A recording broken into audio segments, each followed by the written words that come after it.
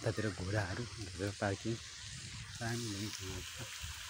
यहाँको सबभन्दा आकर्षक ठाउँ भनेको यही हो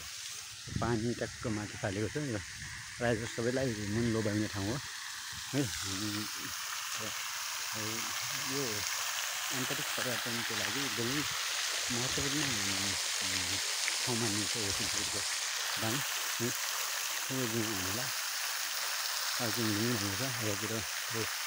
घोडाहरू कतिवटा सबैको लागि उनीहरू हुनुहुन्छ दार्जिलिङको राजनीतिमा चाहिँ